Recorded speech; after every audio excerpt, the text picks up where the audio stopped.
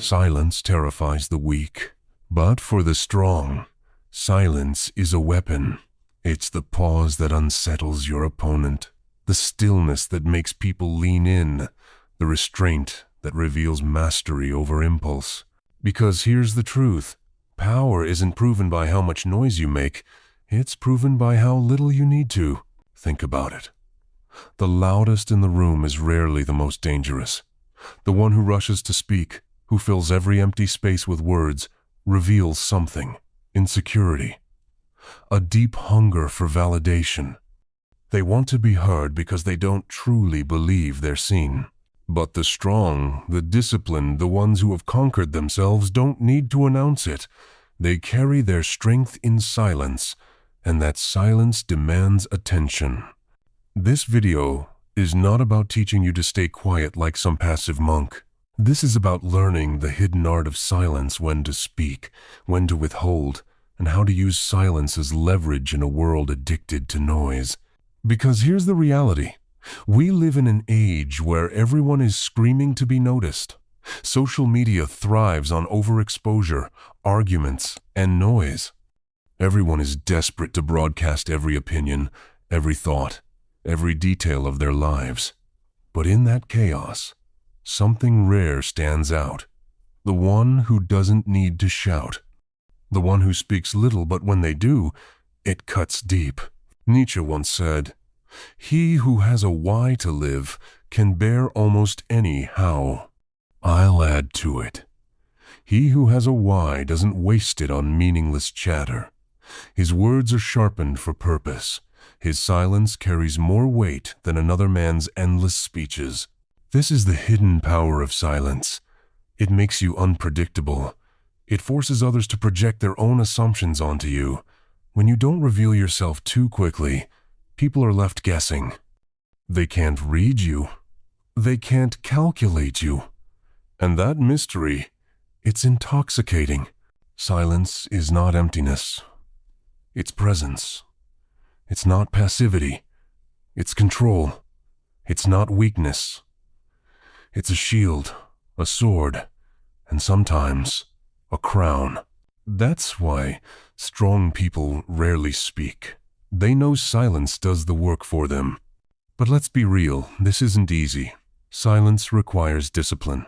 It requires you to resist the urge to defend yourself at every slight, to bite back when provoked, to hold your ground when people are trying to drag you into the mud. Marcus Aurelius wrote in his Meditations, "You have power over your mind, not outside events. Realize this, and you will find strength." What does that mean in our context? It means silence is not about shutting your mouth. It's about mastering your impulses. It's about refusing to let your enemies dictate when you react. Imagine this. Someone insults you in front of a group. Most people's instinct is to immediately clap back, to prove themselves, to show they won't be disrespected. But when you stay silent, when you hold their gaze without flinching, something happens. The insult hangs in the air, and suddenly it doesn't look like power. It looks like desperation. And your silence exposes it. The crowd shifts. They wonder what you're thinking. They wonder what's behind your stillness. That's the moment you take control without saying a single word. This is why kings, generals, and leaders throughout history have mastered silence. Machiavelli wrote, "The wise man does at once what the fool does finally. But the wise man also understands when doing nothing, when saying nothing, is the most strategic move of all." Understand this. Words are currency. The more you spend, the less they're worth. The strong hoard their words like gold, releasing them only when it truly matters. That's why when they speak, people listen. And let's flip the perspective. Think about the times you've been around someone who barely talks. Don't you lean in more when they finally say something? Don't their words carry extra weight because of their scarcity? That's not an accident. That's power. But here's the challenge. You can't fake silence. You can't just shut up and hope it makes you look mysterious. If you do that without inner strength, you'll come off as awkward, insecure, or detached. True silence only works when it's backed by presence, confidence, and the ability to speak if you chose to. Silence is powerful because it's a choice, not a limitation. Carl Jung once wrote, "In all chaos there is a cosmos, in all disorder a secret order." Your silence is that order in the chaos. It's the refusal to be swept up in the noise, the grounding force that makes others feel the storm within themselves while you remain unshaken. So in this video, I'm going to break down the hidden principles of silence, how to use it to command respect, how to use it to dominate social situations, how to use it to protect your energy and keep your enemies off balance. Comment this now to lock it into your psychology. I don't chase respect, I command it. And if this already hit you, if you feel the weight of what I'm saying, pause for a second. Hit the like button. Subscribe. Because what's coming next will shift how you carry yourself for the rest of your life. We're about to step into the core principles, the steps that explain exactly why the strongest people rarely speak, and how you can start mastering this silent power today. Step 1. Control the impulse. Silence begins with war. Not a war against others, but a war within yourself. Because the greatest obstacle to mastering silence is not the noise of the world, it's the noise inside your own head. Most people talk because they can't handle their own thoughts. They fill the air with words the way some people fill their homes with clutter, desperate to avoid the discomfort of emptiness. But here's the reality. Emptiness is not your enemy. It's your testing ground. Arthur Schopenhauer wrote, "A man can be himself only so long as he is alone, and if he does not love solitude, he will not love freedom." That's the first principle of silence. You must be able to sit with yourself. If solitude feels like suffocation, then silence will feel like death. You'll keep running to conversation, to noise, to chatter, just to escape the weight of your own being. So step 1 is simple to say but brutal to practice. Control the impulse to speak. Think about your day. How many times do you speak just to fill the space? How often do you rush to answer before someone has even finished talking? How often do you repeat yourself, add filler words, or explain what doesn't need explaining? Each of these is a symptom of weakness, an inability to hold silence with confidence. The weak fear silence, because silence exposes them, but the strong embrace it, because silence protects them. Let me give you an example. Picture a negotiation. Two people sit at a table. One makes an offer, then pauses. The other, uncomfortable with the silence, rushes to fill it, revealing his doubts, his eagerness, his weakness. The silence broke him. He gave up leverage without even realizing it. The one who controlled his impulse to speak controlled the entire room. That's the practical application. But let's dig deeper. Jung said, "Until you make the unconscious conscious, it will direct your life, and you will call it fate." Your impulse to speak without thought, that's your unconscious running the show. It's your insecurity, your need for validation, your fear of being overlooked. And as long as you let that impulse control you, you'll never command true respect. But when you master the pause, when you feel that burning urge to speak and you hold it, you take control of yourself. That's not small. That's the foundation of strength. Because if you cannot control your own tongue, how can you expect to control your life? This is why silence is a mark of power. Not because it's quiet, but because it reveals dominance over the self. And here's the paradox: you don't actually lose anything by holding your tongue. You gain. Because while you stay silent, others reveal themselves. They expose their insecurities, their strategies, their weaknesses. People can't handle silence. They rush to break it. And in doing so, they hand you the advantage. Machiavelli knew this when he said, "Never was anything great achieved without danger." The danger here is in restraint. Because silence feels risky. It feels like you're giving up control. But in reality, you're sharpening it. You're teaching yourself to move when you choose, not when the world provokes you. So here's your practice. This week, start catching the impulse. The next time you feel the urge to respond immediately, don't. Pause. Let silence breathe. Whether it's in a conversation, an argument, or even in casual talk, train yourself to withhold. Watch how people react. Watch how the balance shifts. At first, it will feel uncomfortable, but soon you'll realize silence creates gravity. It makes others lean into you, and that gravity, that pull, is authority. Comment this right now to reinforce it in your mind. My silence speaks louder than noise. And listen, if this is resonating, if you're already starting to see how this flips power dynamics upside down, hit that like button, subscribe, because step 2 is where silence goes from defense to offense. That's where it becomes a weapon that doesn't just protect you, but bends others to your will. Step 2, weaponize the pause. Silence is not just the absence of words, it's the presence of pressure. And when you learn to wield it, silence doesn't just protect you, it attacks, it bends others, it forces reactions. Here's the reality. Humans cannot endure silence for long.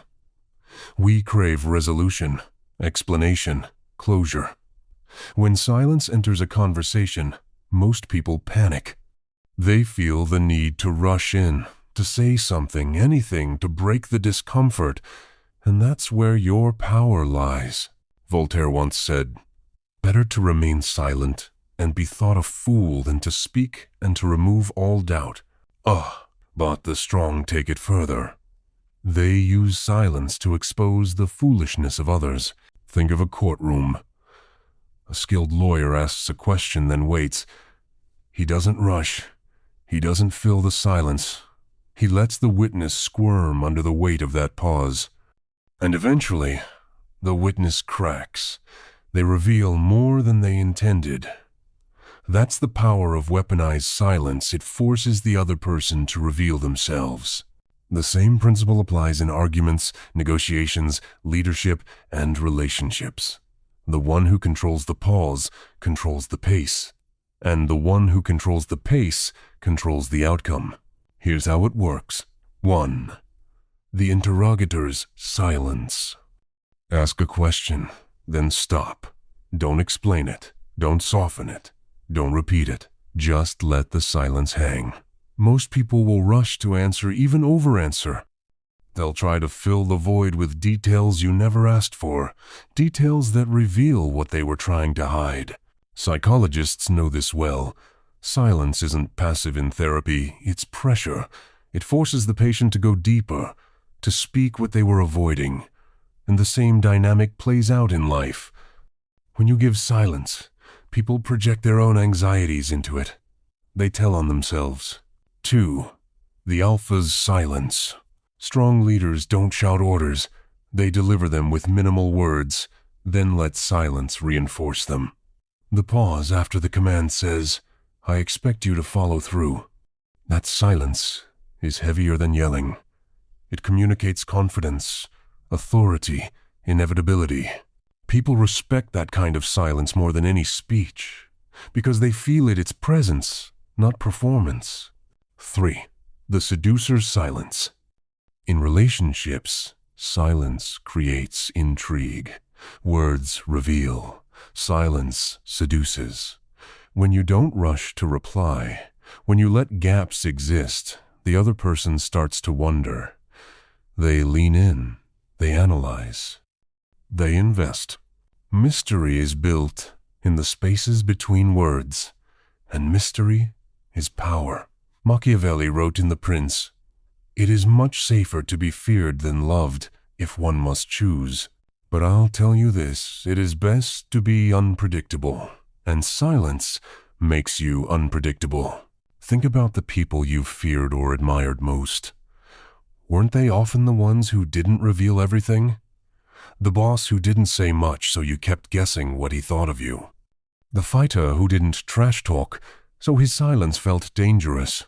The friend who listened more than he spoke, so when he finally spoke, everyone paid attention. That's not by accident. That's the strategy of silence at work. And here's the kicker. When you master weaponized silence, you don't even need to raise your voice to dominate a room.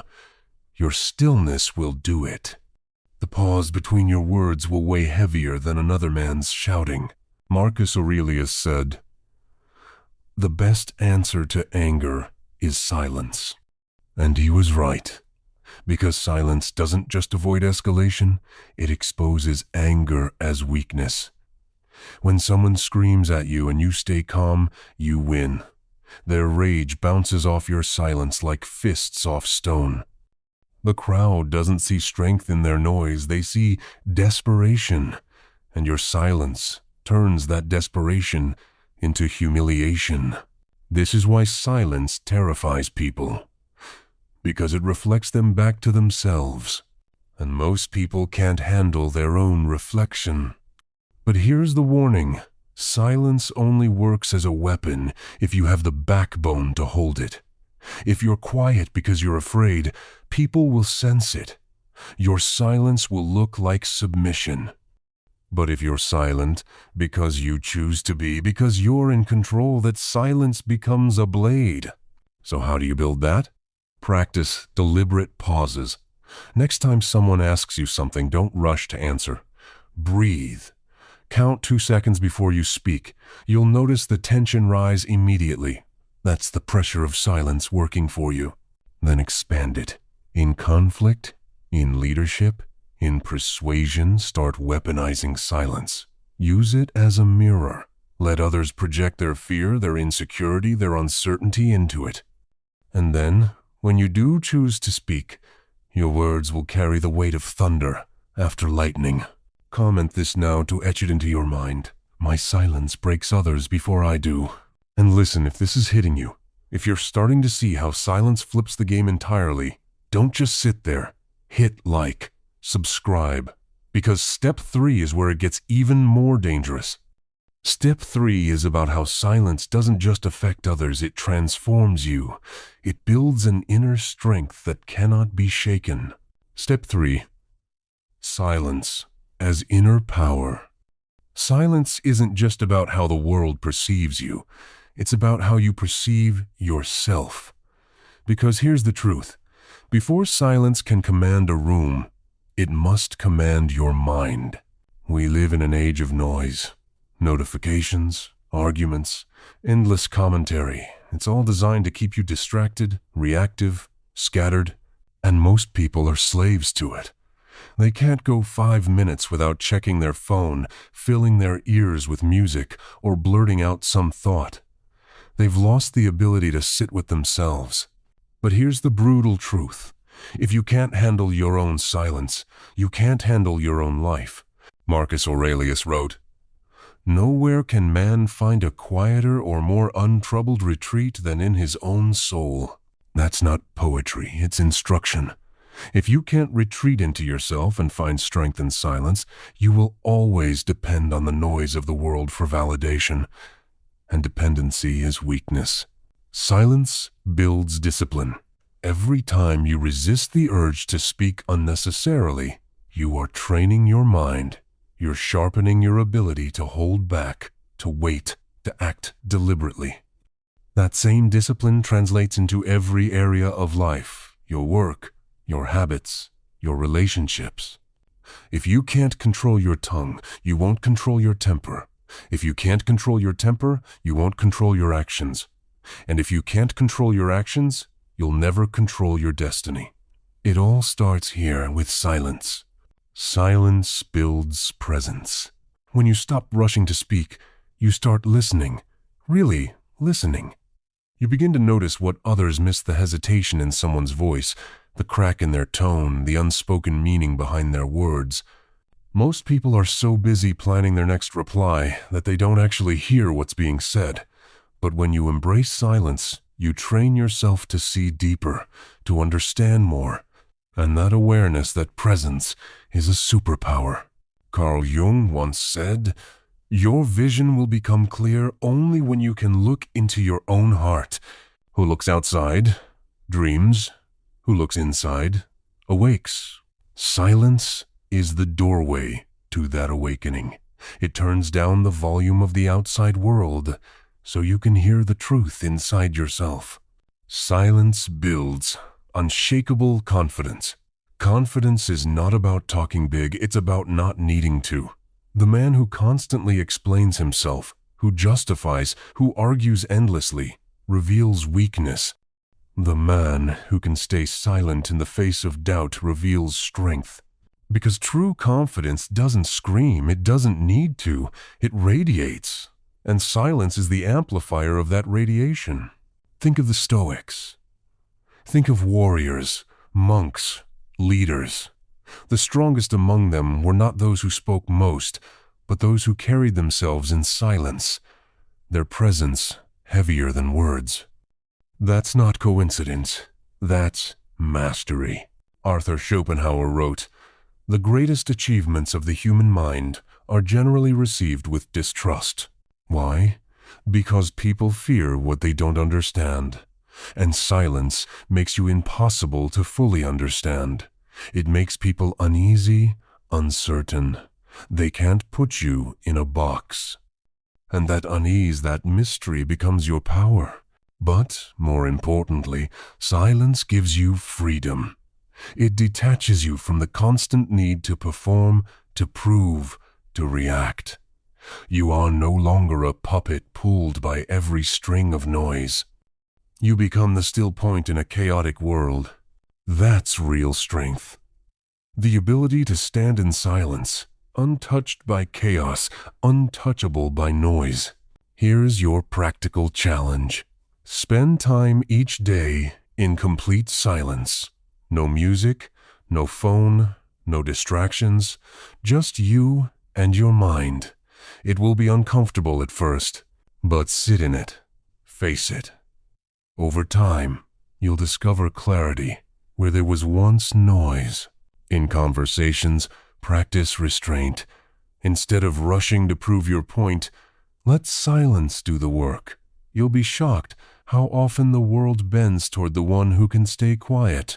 In conflict, test your composure. When provoked, don't snap back. Hold silence. Let others show their weakness while you display control. This is how silence forges inner power. Not as a trick, not as a tactic, but as a way of being. Comment this now to lock it into your subconscious. My silence is my strength. And listen, if you're still with me, if this has already shifted how you see yourself, you know what to do.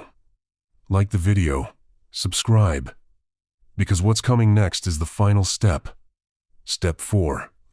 The part where silence becomes not just a personal weapon, not just a mental discipline, but a philosophy of life, the ultimate edge in a world that won't shut up. Step 4. Silence as a way of life. By now, you see that silence isn't weakness. It's not passivity. It's power, discipline, and inner strength. But the final step is this. Silence must go beyond strategy. It must become philosophy. Because when silence becomes who you are, not just what you do, you transcend the noise of the world. Nietzsche once wrote, "The individual has always had to struggle to keep from being overwhelmed by the tribe. And the tribe today is louder than ever. Everyone shouting their opinions, chasing attention, desperate to be heard. But when you live by the philosophy of silence, you step outside that madness. You stop playing the same game. You don't compete to be loud, you dominate by being rare.